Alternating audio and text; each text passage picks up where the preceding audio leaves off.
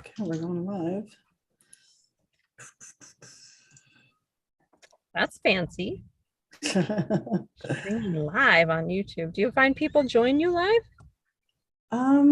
Yeah, about like 1 to 4 people every week join live. And then a whole bunch of people, it helps the YouTube algorithm. If it's live first, then it shows it to more people to watch the recording.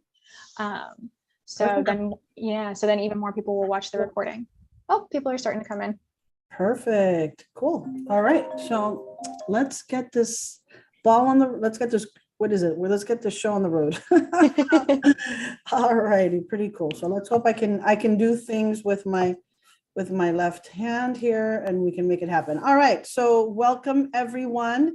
My name is Annabelle Pacheco and I am a real estate broker. I've been in business for 24 years and part of a global real estate company called the eXp Realty. And really the purpose of this weekly call for me is to share with everyone each week pretty much what, the steps I took in purchasing my first multifamily deal. I love to bring guest speakers from the multifamily space to share with us and really to just expand on our knowledge. My information and my knowledge is limited, and it's just wonderful to just bring, different people and just share that with everyone. And I really encourage everyone on this meetup or this Zoom call to just participate, ask questions. The more questions you ask, the more money you'll make. And really, let's just use this platform to share information with each other and learn from each other. Just want to let everyone know that I'm not selling anything. I'm not offering anything. And I am not a financial advisor. I'm just sharing my story with everyone. So just a little bit about myself. I started in the mortgage industry in the mid-90s and really was doing a lot of refinances, FHA mainly at that time, and interest rates were in the high 9.5%. So, for a lot of people that are complaining that 5% is high, it really isn't. it's a reasonable interest rate and it's doable. 2 and 3% were just, it wasn't real. It was just like a little teaser there, and some people took advantage of the market at that time and did great. But if they ever have to refinance and cash out, guess what? That 2-3 will be gone. I have purchased over 100 properties throughout my career. I was very much involved in rehabbing and flipping homes. That was really, I would say that was probably about 80% of my business was doing that. And then the other percentage was doing mortgages. And I was making sure that I was the one providing that loan to the clients that were buying our home. So it was kind of nice to just control both we'd find the properties, we'd rehab the properties, and I got them good loans, and they all walked away with nice homes, and it was just great. And we just repeated that for many, many years. And then in about 2001, things changed for me. I felt like real estate was changing the market. We weren't able to find properties the same way we were finding them or getting them before. And I don't know, it just kind of, we freaked out a bit and completely shifted. We decided, all right, let's build a restaurant. And so we did. We built a restaurant from ground up, 150 capacity, and had staff of about 15 people, managers, servers, chefs, and ran that business for 8 years. That's how long it actually took for us to sell a producing business to someone else. And it was the best day of my life when I handed over those keys. And just have a total new appreciation for real estate. Love it. It's what I'm going to do until I can no longer walk and talk, because we can do this from, at any age and from just anywhere. And I love it. And so last 10 years of my business have been 100% just representing clients in the residential and commercial real estate, world. I purchased my first multifamily property in Grand Prairie, Texas in 2015. It was 34 doors. And I have expanded into El Paso, 310 doors, Houston, 180 doors, and Cleveland also, I want to say 75 doors. So, just been actively learning more about investing in multifamily and just kind of moving forward, right? Let me see here. My mouse is stuck. Oops. Sorry about that. So, and I'm sure many of you ask yourselves this. I mean, I know I did. It was like, okay, how can we make our money work for us? Right? I thought, okay, this constant fixing, like rehabbing and flipping and rehabbing and flipping and starting over was like, okay, I mean, there's got to be another way for us to, make our money work for us. And really, after doing so much just research and talking to so many people, I have friends, a lot of friends in the business that were investing in multifamily, just realized that, what, multifamily is, at least it was for me, it was like the right thing for us to invest in, to create that cash flow and generational wealth. And here are some of the reasons that, pretty much that inspired me, and hope it inspires you guys to do the same as well. So what did it allow? What does multifamily allow? It allows you guys to earn that cash flow. And just in a nutshell, it's rental income minus all of your expenses is cash flow. Number two, just think about, you're collecting rent from tenants every month, and they are actually helping you pay down your mortgage. I mean, that's a sweet deal right there, and I thought to myself, okay, this is wonderful. And then three, you're buying a property that's going to appreciate over the long run. I can tell you, when we decided to buy our first property, I wasn't buying at that moment strictly on appreciation. Now, this is coming from California, where our mentality is much more, where we see that appreciation a lot faster, and we see the appreciation happen greater, right? When we went to Texas, it wasn't the same. It was all right, we're looking at this and we're making this investment for the cash flow potential that it had. And then obviously there were tax benefits, and those tax benefits were depreciation, which allows you to expense a portion of the physical structure each year, and the 1031 exchange, which pretty much, it allows you to defer the capital gain taxes, and there is no limit to doing this. So if you have, you happen to have an amazing opportunity come up while you're in the middle of whatever transaction it is, you can 1031 exchange, and either, if it's more than likely it's an upgrade, and take that appreciation, take that profit over and roll it over into another property.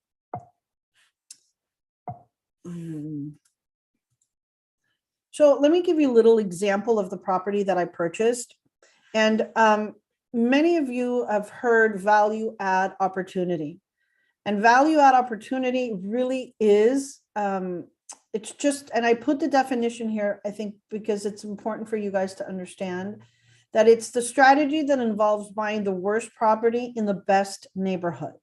I mean, and you can kind of, it doesn't have to be necessarily the worst, but just the worst property in the best neighborhood, and then increasing its net operating income and the value of the property through renovation. That's the beauty of multifamily, that it's not necessarily based on comps in the area.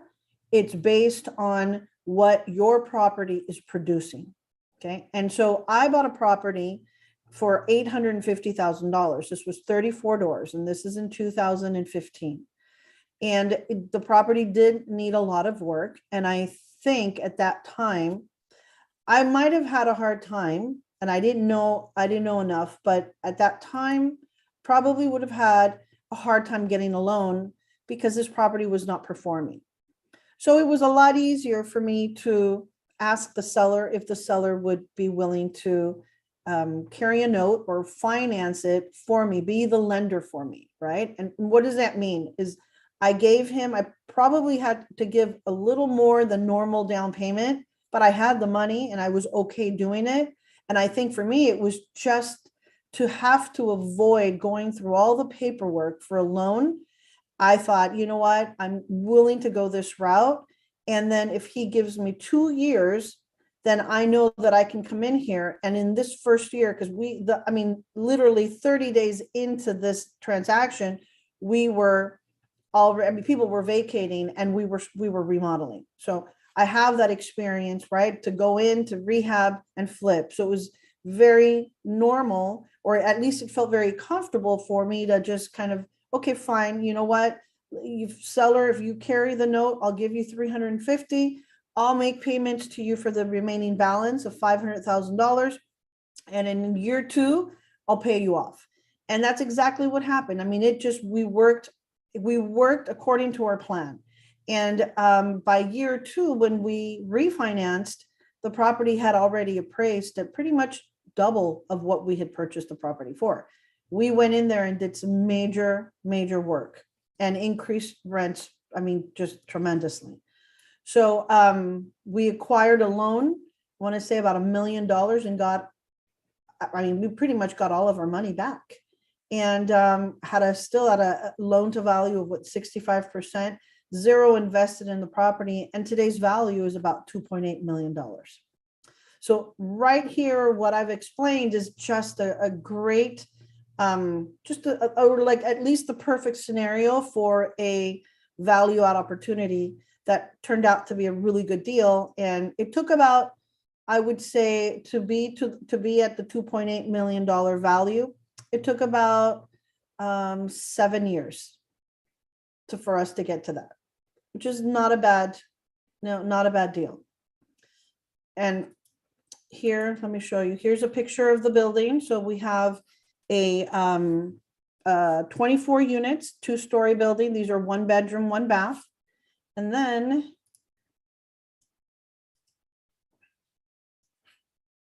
we have another building, which are kind of townhome style. These are 10 units, 2 bedrooms, 1.5 bath. Any questions so far? I'm gonna stop sharing here, and any questions? Everybody, we're good? I see some familiar faces, and then I see some new faces, but before we start and I introduce, yes, go ahead. I was just curious if you didn't mind talking about how you went about getting the financing. So I asked, you mean initially when I purchased the property? Well, I believe you said you got it through seller financing, but Yes. on the back end, the 500,000.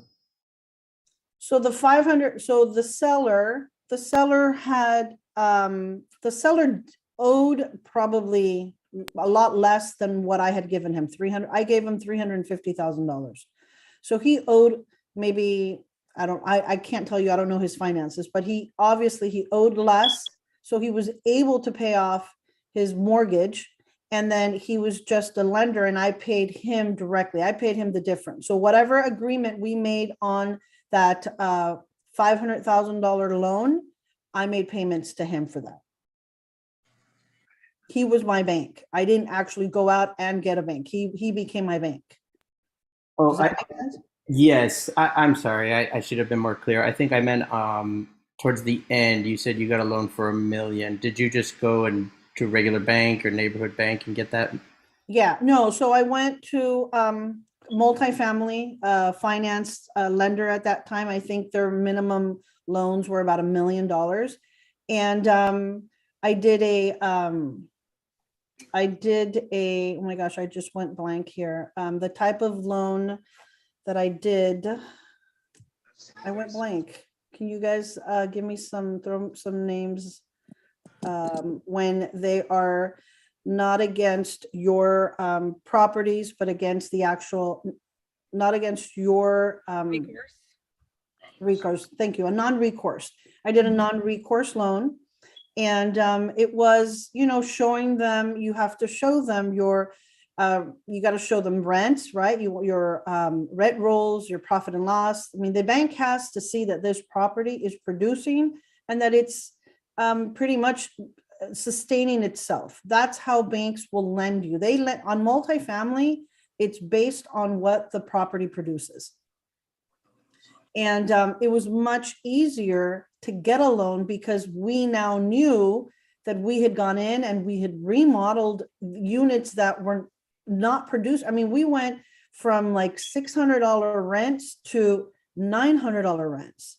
And we knew if you add that up, 10 units, I mean, that was just like our first few months. We went in and just started rehabbing 10 units, and you're starting to increase those rents. I mean, the value of the property is going to go up tremendously. And we had 34 units. We probably did about 80% of the building. So it's very easy to go to a bank and you let them know that, you have a property that you want to refinance when it's producing. It's not hard at all. I hope that answered your question. Yes, thank you. All right. Any other questions? Okay, cool. Well, I have a special guest today, and her name is Camilla Jeffs. And just a little bit about her. I'm gonna read a little. She's the founder and CEO of Steady Stream Investments. It's an education company teaching people how to add passive income streams to their lives via apartment group investing.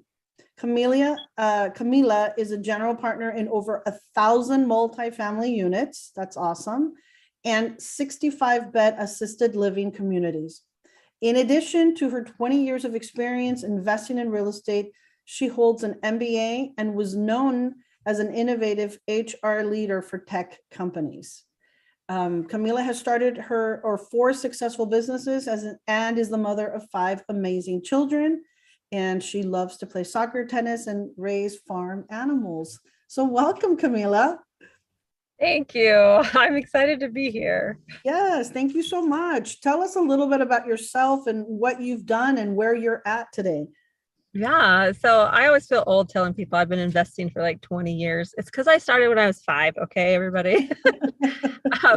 But yeah, so I've been investing for 20 years, and we started out of necessity, really. I got married young, and we were both in school trying to get our bachelor's degrees at the time. And we were living in someone's external garage apartment. And we just couldn't afford anything else. And it was a dive. I tell you, it was bad. But the landlady, when she came around to collect rent one day, I just asked her, I just said, you know what? I know you own several rentals. I mean, how are you doing that? And what do you do? And she said, oh, you know what you should do? You should buy a house and that has a basement apartment in it. And then you can rent out the basement. And I was like, what? Buy a house? No, we're living in your nasty garage apartment. We can't afford to buy a house. And she said, no, listen, this can totally work out. And that's exactly what we did. We moved from a nasty garage apartment to a 6-bedroom house that had a pool in the backyard. And we paid less living in that house than we did in the garage apartment. And so that's what got me super excited about real estate. And then, our journey took us through so many different strategies. We like to do, we did a lot of live-in flips where you buy a fixer-upper. This is an easy one if you don't have any money, right? So you buy a fixer-upper, you move in and you fix it up while you're living there. Then you move out 2 years later and then either rent it or sell it to avoid capital gains tax. And so we did that strategy. We did regular flipping. We did small multis. I launched a property management company. And then about 15 years in, I got completely burnt out. I was like, this is a lot because, you said I have 5 kids and we were just dragging all the kids to all the properties because we were literally DIYing everything. We were using all of our own money, all of our own skills, all of our own time and muscles to do all of this investing. And FYI, everybody, it's not the best way to do it. It's a way that will help you learn for sure. But I think we were just very close-minded in investing, really, and we're scared to partner with people. So finally, 15 years in, I'm like, oh my gosh, this is just so hard. I don't want to do it anymore. But I didn't know what to do. I was just a burnt out landlord. But I still believed in real estate, the power of real estate in building wealth, right? And so then I thought, well, maybe if we could just buy an apartment complex, then we'd be okay. And then I looked at how much apartment complexes cost. I'm like, oh shoot, they cost millions of dollars. I never bought anything in the millions before. And again, I was scared. And but then as I researched it, I figured out, oh, you don't actually buy them by yourself very often, right? Annabelle, you did, right? You bought it by yourself. So you can, but most often it's a group and people partner together and you get them that way. And so then that's when I realized the power of partnering, and I had to work through a bunch of mindset shifts to be able to allow myself to partner and allow myself to not have to control every little detail. But actually it was very freeing in the end to do that. And so I pivoted into large multifamily, and I mean, we'll do a flip here and there just to keep the kids' skills up and to keep the kids involved in the business. But man, multifamily is just amazing. So tell me, I mean, because I think I went from being really just solo, right, doing it myself, to being okay to investing as well with others. Because again, I think for me, it was my control. I wanted to have control. I want to make sure that things are getting done right. And that, it just control, period. And I had to let go to feel like, okay, I'm able to grow now, right? Because I don't have to worry so much. So like you said, in a way, it is a bit liberating, but, and I mean, and tell me how you deal with this, at least what I feel that now I'm able to compare, right? Doing my own, it's not the same amount of money you make. It's not the same amount of responsibility either, right? How do you compensate, or what do you need to do? Like, I know there's many people here on this call. Let's say that they start investing with other people. How and when will they see money coming in? Right? Like, we're talking real money, not $100 a month or $200 a month, but like, we're talking thousands of dollars a month. Right. Yeah. Well, so there's two ways, right, to join in apartment investing. So one way is as a passive investor. So in that way, you're just simply investing your money. That's how I started. I actually, we sold some of our single families, and then I just threw that money into apartments and let someone else control the deal. And like, it was somebody else's deal that they found, that they negotiated, they got the loan on, and they managed. Like all I did was invest my money, and then I just get my check every quarter. I get a check for it. So it depends how much money you have, right? So that's a really easy way to get into apartment investing, to like start your journey. And then the next step in the journey is to become a general partner if you want to, right? Like if you want to be active. And to be the general partner, I think of it as there's like four main roles. So number one is the acquisition specialist. So that's the person who goes out and finds the deals. They're the ones that like to talk to brokers. They like to go look at properties and they go find the deals. Number two is your underwriter. This is your spreadsheet person who loves numbers and who maybe has a background in finance, or can really look at numbers and understand them well. Number three is your capital raiser. This person is really good at going out and talking to investors and helping investors understand and be educated, and so that they will want to invest in your project. And number four is your asset manager, who is the person who really kind of puts together the business plan and then executes on it after you buy the property. Like if you're going to renovate the units, right? You don't want to renovate all 100 of them at the same time, because then your property makes zero money and you'll go bankrupt. So you have to kind of figure out, well, which ones are we going to renovate and how are we going to do it? What's the schedule? You put together, they're like project managers essentially. Right. And that's what happens. Wow, very good. And so you're currently, now you said you're invested passively, or are you invested as a general partner as well? Both, yeah. On deals, okay. And how many of those deals are you general partner? So I'm general partner in about 9 deals right now, and that represents about 1,000 doors. Wow, okay.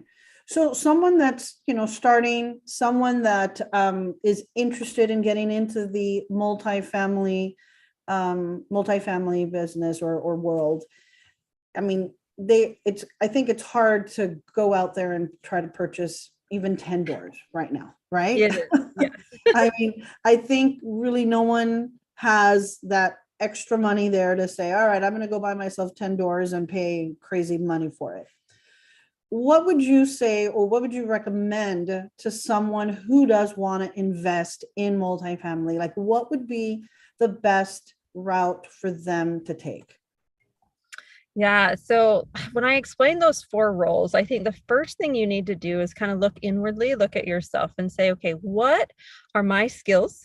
What's my experience been? And what can I bring to the table, to a partnership, right? So, maybe you don't have a finance background. And so, the underwriting might not be your thing, but you live in a growing place, in a growing area. You like looking at properties, and you're willing to get out there and pound the pavement and go find a deal, right?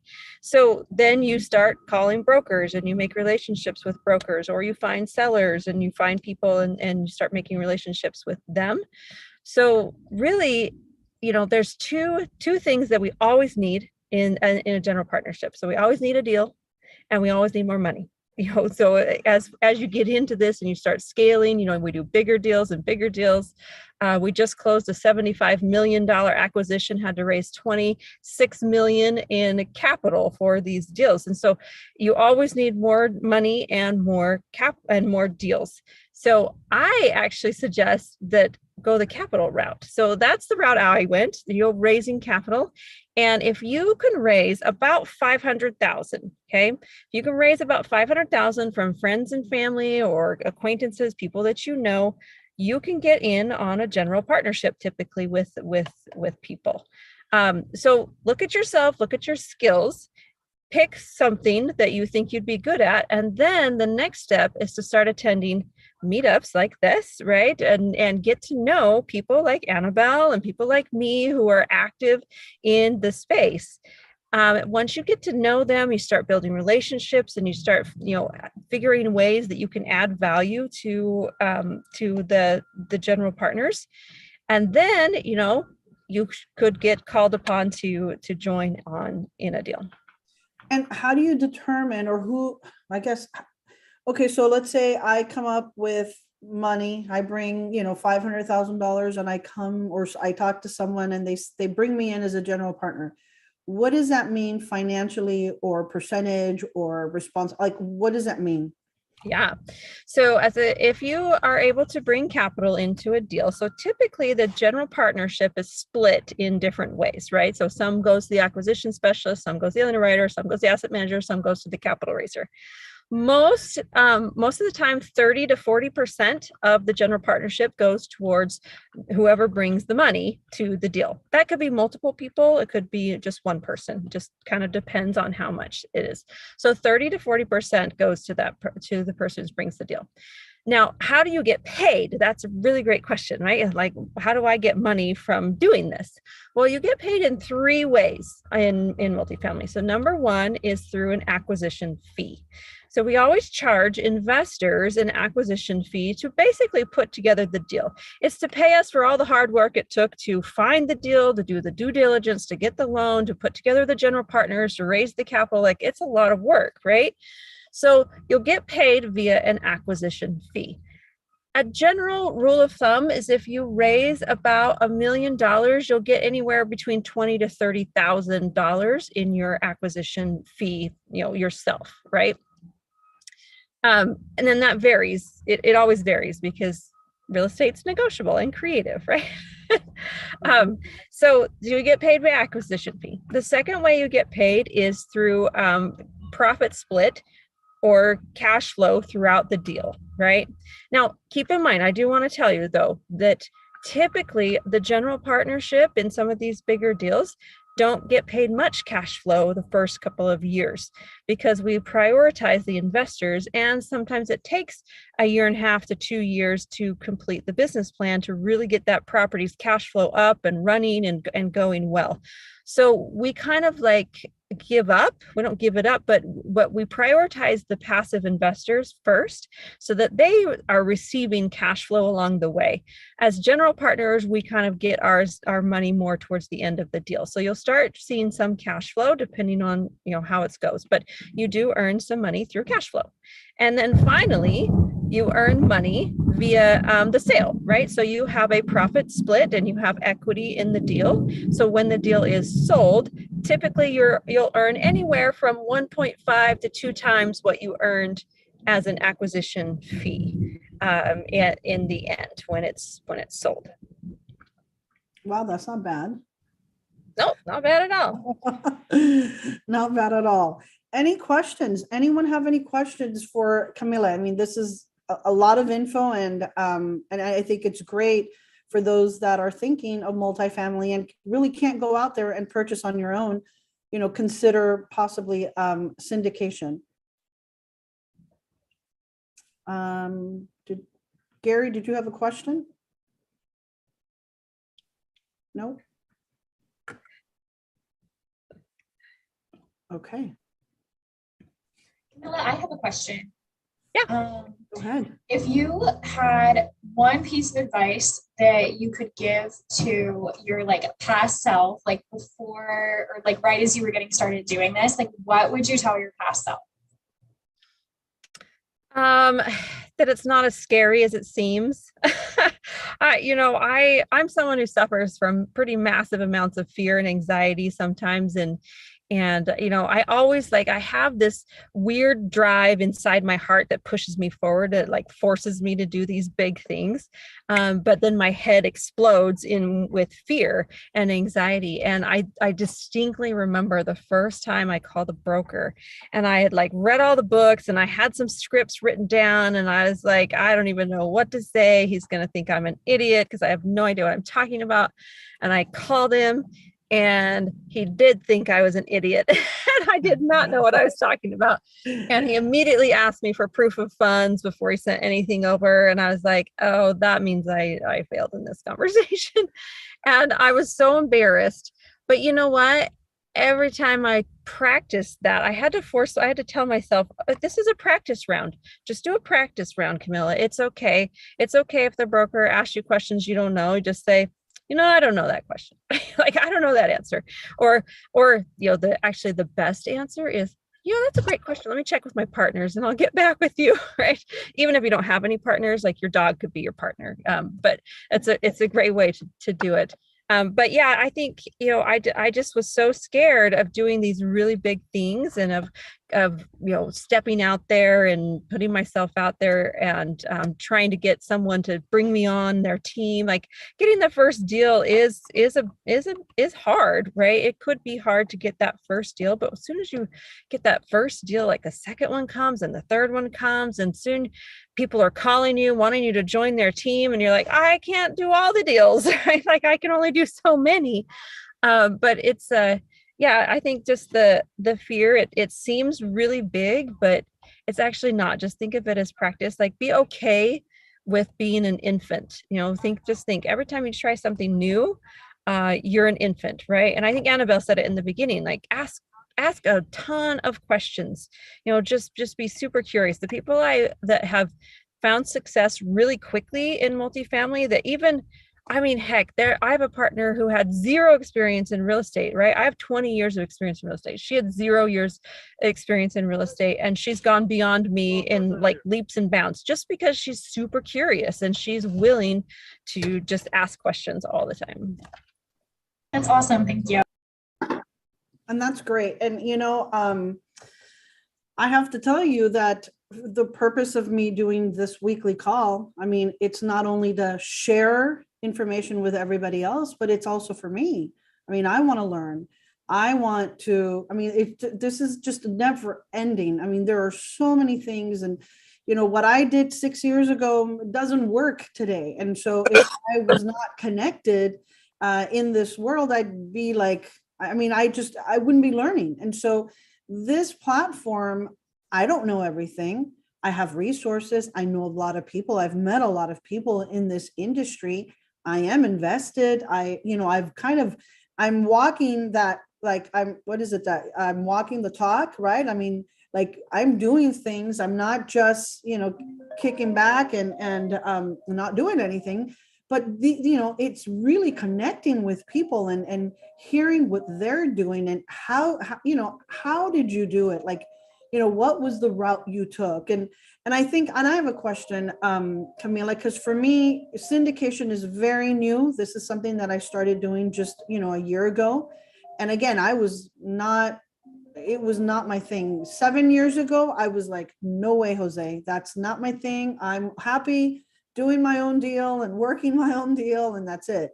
But I realized that if I want to grow in this industry, I can't do it by myself. It's almost impossible unless I have a lot of money. I'd have to sell everything and then kind of put all my eggs in one basket. And I'm like, no, that's not the way to do it. We got to kind of distribute that out to different investments. And then you're now kind of exposing yourself, right? I mean, there's maybe one deal will do great and maybe another one won't do so great, but you don't lose. It kind of levels off. And so for me, like, I'm interested in capital raising. I have a lot of clients. They come to me. They tell me, what's going, like, what do you have? I have money. Like, what can we do? And I'm like, I'm still not, I'm not ready to take their money. I'm like, I'm only doing my own thing. I'm not ready to take their money. What would you say to someone? I mean, I am very experienced. I've been around, I've done it. I've been involved. How do I go about raising capital? Like, what's the first thing, or who do I need to connect with to really begin my journey in the capital raising world? Yeah, well, so I mean, there's definitely mentors out there, right, that you can hire to help you learn to raise capital. Two good ones that I like a lot is Good Egg Investments, run by Annie Dickerson and Julie Lamb. They're amazing. I know her. Yeah, and then the second one is Raise Masters, run by Hunter Thompson. So those two are really good capital raising programs that you could join.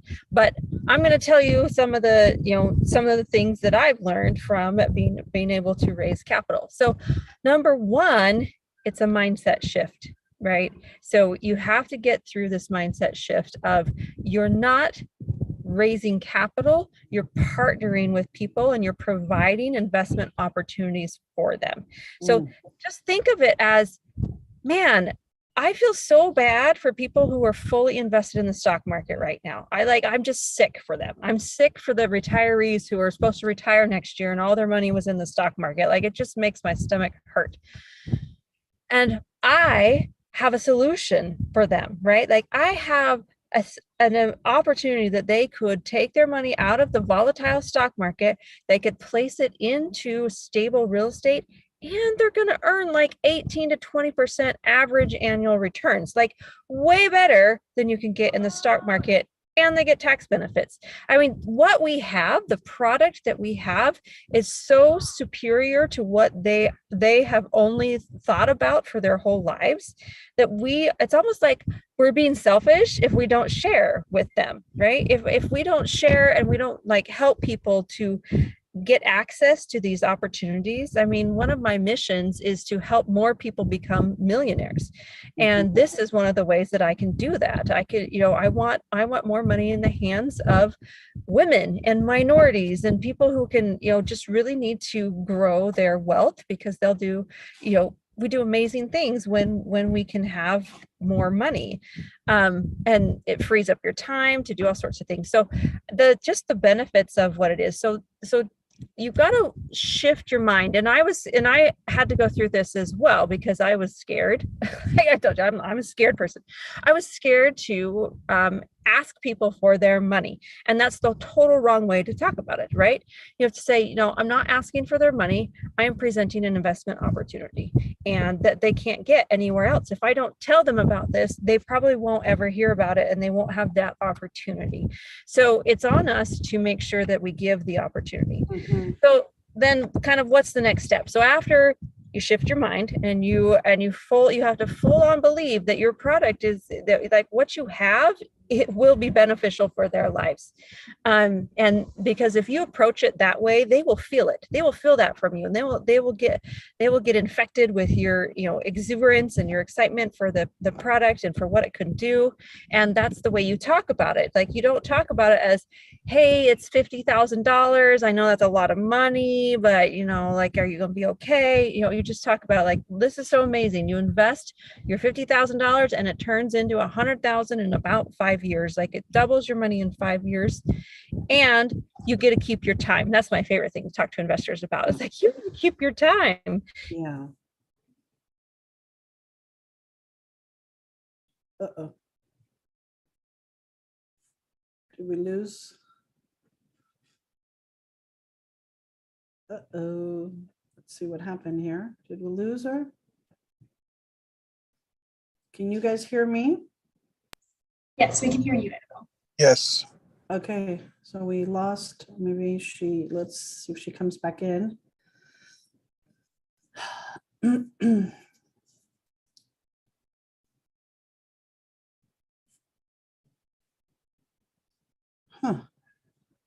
I don't know if, yeah, go ahead. I see KM Fitness, you have a question. So I wanted to know the sources of her investments, capital raising companies that she used. I heard her say Good Egg, and I also Good heard her Egg say, Investment, and I didn't get I know Good Egg Investment. I have heard of them, and they are pretty amazing. But I didn't write it down. I mean, we'll have the recording. Everyone will get a copy of this recording once we're done. Hopefully she can connect back in, and Jess, can you connect with her? I believe it was Ray's Masters. Oh. Yeah. Ray's that's about Masters. it. Do you Yeah. mind putting that on the chat, Mark? That'd be thank great. you, Art. Yeah, thank you. And then my other question, Annabelle, was what areas do our speaker invest in? Or she's all over the map, like she's in different parts of the US. Let's ask her. She's coming back in. So Okay. That's a great question. All right, thank you. No, thank you. Oh, I let her in. I don't see her. Oh, there we go. Okay.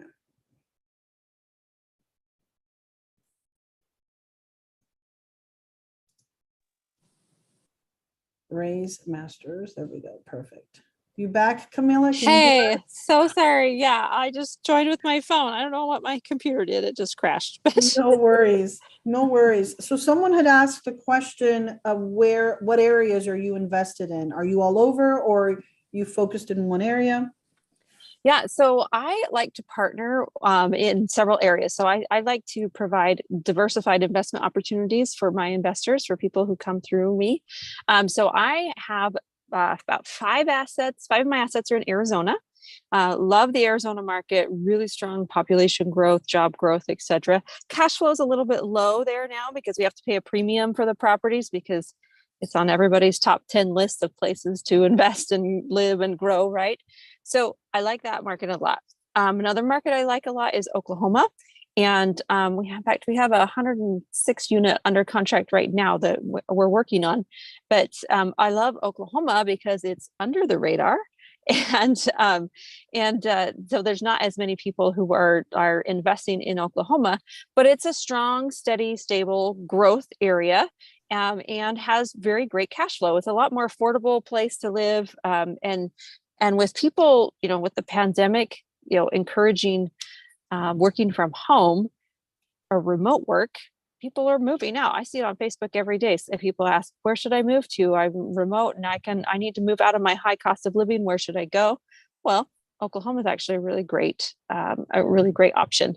And then I'm also invested in North Carolina. North Carolina is, the Carolinas are awesome ones to invest because they kind of have medium cash flow, medium appreciation. So you get kind of, both there.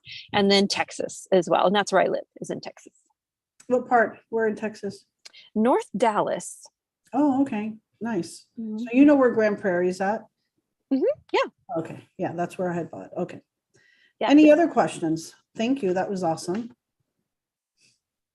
Let's see here. And I think we cut off when you said that it was about mindset. Like, it's really not taking their money. It's Right. giving them an opportunity to invest in something that can potentially double their money in, 5 years or Right. whatever, 3-5 years, whatever it is. Okay. And when you're raising money, are you raising money even without a deal? Or do you have a deal in mind and then you're going out to raise money? Yeah, great question. So you need to be raising before you have a deal, because when you have a deal, you don't have enough time to now go find new people. So I'll give you a step-by-step approach. Okay. So step one is you put together like a 1 or 2 page document that shows the investors what a deal would look like when you got one. Right. So you put in there, you'll put a picture, put how many units it's going to be, put in there where it would be located, put in there what kind of returns that they should expect, right? Always do a range. Don't put like just one number. Always do like a 3-number range or something. But put in there kind of some information about what a deal would look like. And this is called a sample deal. So you're going to take this sample deal after you put it together, and you're going to send it out to everybody you know. And I know this is uncomfortable and I didn't like it either, but you got to do it. Send it out to everybody you know. And you say, hey, friend, I am so excited about investing in apartments.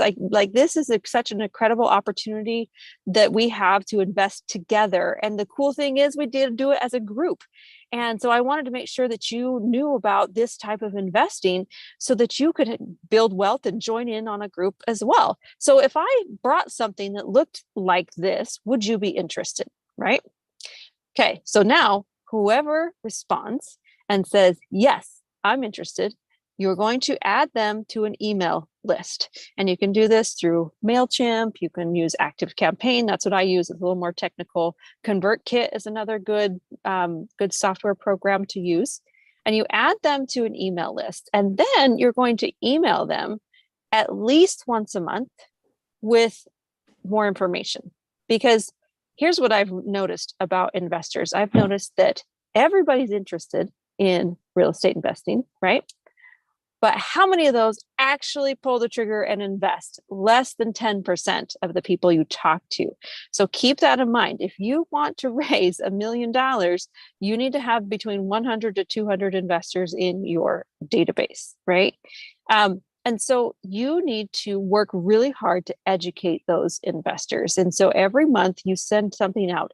You send out information and keep it really simple. Like, don't be so complex, because nobody likes to be, nobody likes to feel like the dummy in the room. And I don't even use the term syndication, right? I always talk about it as a group investment, because people can understand that right away. The first time I heard the term syndication, I felt like an idiot. And I'm like, what is that? And I don't even know what that is. And I had to look it up on my phone. And still then the definition still wasn't very clear on the phone.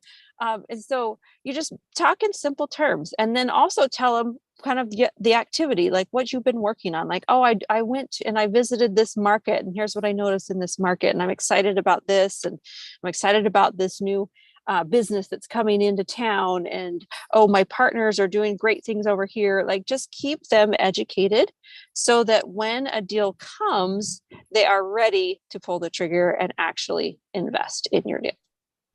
So I have a gentleman, again, now I'm in real estate and I've been doing this for 20 years and I have a ton of clients. And I have a gentleman who has between $1 and $3 million that wants to invest. And and I've been telling him, okay, I'm going to introduce you to some of my partners, but I'm like, I'm like, okay, I need to do this because I have more than a handful of clients that know me, trust me, have worked with me, see that I'm professional. And if they've followed me through my journey of multifamily and have seen that I've done very well, so it's like, I have to figure a way to, and again, it is mindset, right? It's like, I don't want to take their money. You're not taking their money. That's right. You're right. So after today's call, I'm giving them an opportunity Yes.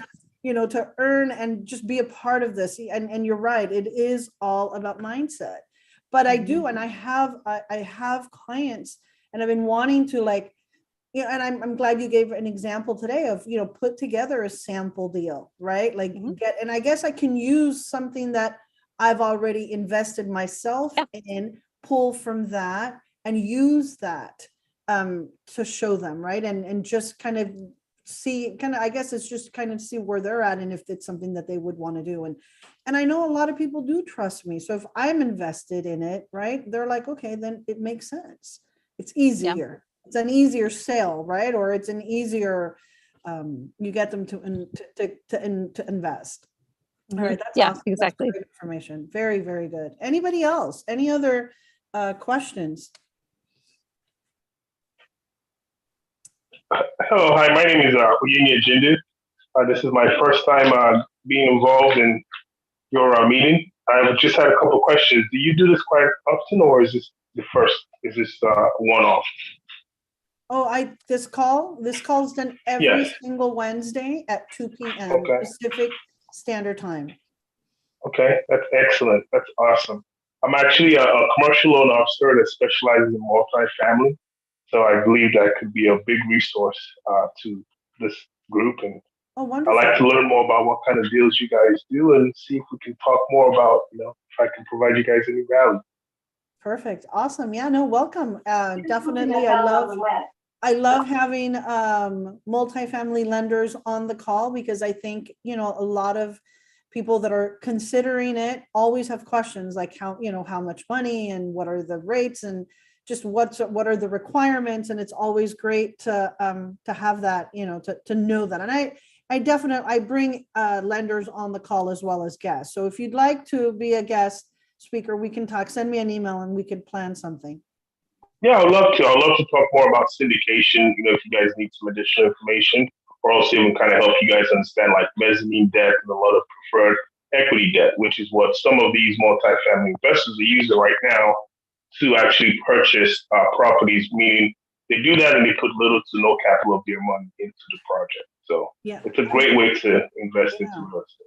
Yeah, I've never really understood how to do that. And I know that a ton of people are doing that. I've always been the one to, put my hard-earned money into the deal. Yes. But I know that there's a lot of people out there raising capital and are putting very little of their own money in the deal.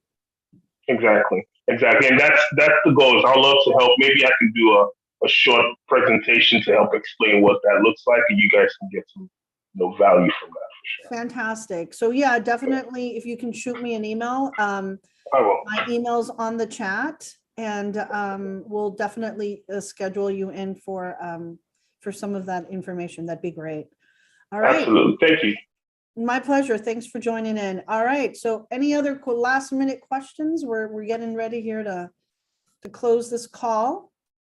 Can I ask about these partnerships? Like, what does it look like? I assume that you've signed some sort of an agreement. I've heard that you signed an agreement, and also when you do collect the money, is it placed in? I can't remember the name of the account, but it's one of those accounts that's like a third-party account.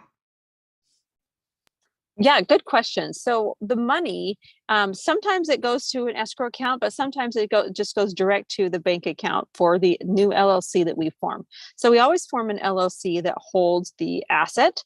And then we also form a manager LLC. So that's where the general partners will be in is the management LLC, and that spells out who gets what split and who does what duties, et cetera, and kind of what happens if somebody doesn't do their job right, and how we vote and things like that. So we've always formed 2 LLCs per deal, and then the manager LLC is listed on the LLC of the asset. And then passive investors, essentially, they're investing into the LLC, but it's a pass-through entity, so that means that they can have all the tax benefits. Did I answer both your questions? You did. It's just a lot more complicated. I have one more, but thank you. You got, that's a good start. Thank you. Yeah. I mean, it's funny that you say that, Mark, but yeah, it's like, even, I've been doing this for 5-7 years, and it's still sometimes, you got to process things in differently, and it's a lot. It's definitely a lot. Let me see here. I just want to make sure I get everybody's questions. So yeah, you have a deal you'd like to pitch. So I think we probably are running out of time. If you'd like to come on next week, you're more than welcome to pitch or share whatever opportunity you have. I'm cool with that. I don't know if you heard me. KM Fitness. Yes. Where are you located, KM Fitness? Thank you. My name is Kendrick. Yeah, so yeah, I'm located in South Florida. But I like to look at deals like a little bit everywhere. But South Florida has, good growth potential, and I'm always looking for deals, and I got some relationships with some brokers down here that's always pitching me deals and stuff. Well, come on next week. I mean, we're coming up to the hour already. If you join me next week, more than happy to, for you to share the deal, and other people get to see what's out there right now, which I think is great. I think okay. Well, yeah, Gregory, was that you that raised your hand? Yeah, and excuse my voice. I'm just had a battle with voice cancer, but thanks to the Lord, we're cancer free. Good. But I wanted to ask a question about the partnerships. Where does she have any specimen copies, or would she recommend, like, can LegalZoom help me with forming those documents, putting the partnership together? When she mentioned about how it's going to be managed, and where would the money go in the LLC to create the LLC? Does she have any particular specimen type documents that we can see, or have to kind of form our own partnership? Or would LegalZoom be a company that would help us with that? No, I would not use LegalZoom for this type for a syndication. So a full syndication, you need to use a syndication attorney. Okay. And there's some really good ones out there that I can't think of their names off the top of my head, but I could give you some recommendations if you reach out later. Okay. But yeah, you'll need to use a full syndication attorney. They're used to doing these deals all the time, because the documents and the paperwork that you put together, it needs to be really robust. And so yeah, that's what you'll want to do. Okay, thank you. So Camilla's email is on the chat, Gregory, if you'd like to take that, and you can connect and ask her more questions. All right. Thank you. No, my pleasure. Thank you so much, Camilla. I really appreciate, amount of, information and just great stuff. It's been enlightening for me, and I'm sure for everyone on this call, and just great information. So thank you so much for taking the time to join our call. I know you're busy, and I'm sure you've got a ton of stuff to do, but I really appreciate that, and would love to have you come back whenever you're available. So, maybe we can have you come next month, and just share maybe something that you're currently working on, and share kind of where, what you had to raise, and what, just show a little bit more of the actual capital raising and what you had to do. Yeah, you bet. I'd love that. I'd love to do that. Awesome. All right, everyone. I will see you guys next week. Thank you so much for joining me today. And again, you know what? I am here just sharing information about multifamily with everyone on this call, and hopes that we can all go out there and live that good life. Have a great week. Take care, and we'll see you soon. Bye.